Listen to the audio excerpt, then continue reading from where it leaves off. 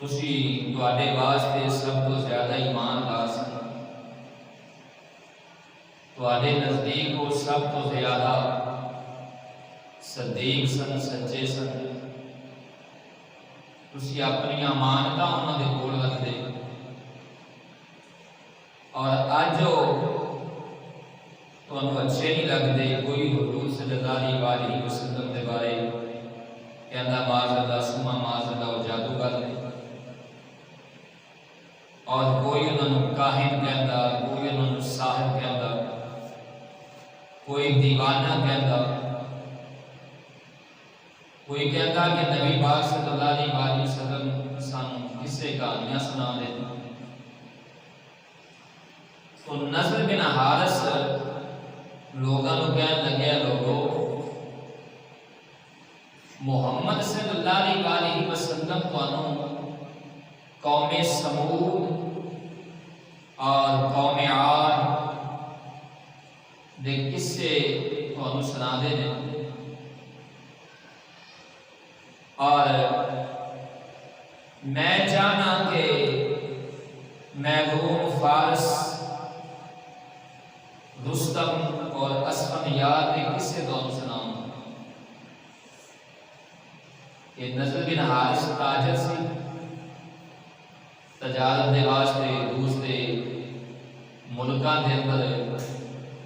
سفر کرتا سی، اور یہ جس وقت تجارت دے واسطے جاتا تے دوسرے ملکاں دے اندر جا کے ادوں روم دیاں، فارس دی، اسفندیار اور رستم دیاں کہانیاں قصے خرید کے لیا، کہانیاں سن کے آتا، اور ایتھے آ کے مکے آ کے لوگاں نوں انہاں دے قصے کہانیاں سناتا، اور حضور صلی اللہ علیہ وسلم تو لوگاں نوں دور کرنے کی کوشش کرتا۔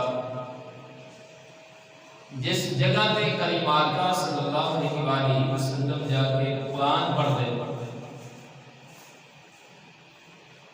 یہ اتنے جا کے اپنی کہانیاں شروع کر دے۔ جس قبیلے کا جنہ لوگوں کا پتہ لگتا کہ فلاں بندے کی توجہ حضور صلی اللہ علیہ وسلم دے والے، اور انہوں پتہ لگتا کہ بندہ مسلمان ہونا چاہتا ہے اور اسلام دے قریب ہو رہے ہیں، حتیٰ کہ نضر بن حارث نے کنجریاں بھی خرید کے لیا دیا سن۔ آج تے کنجریاں دے نام بدل گیا ہے،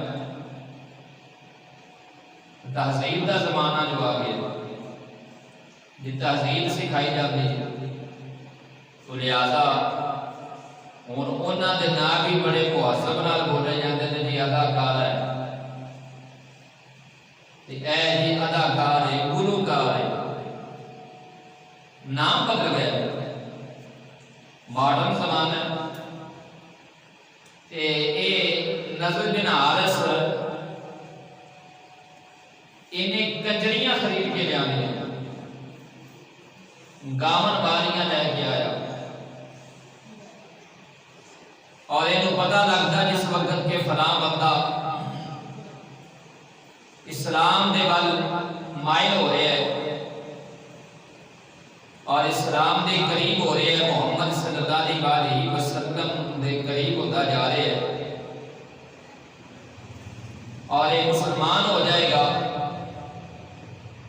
یہ اس بندے دے کول اپنیاں زر خرید کنجریاں بھیج دا، گاون والیاں بھیج دا، کہ تسی انہوں گانے سنا کے اپنی آواز کے انہوں مست کر کے اسلام کو دور کرو۔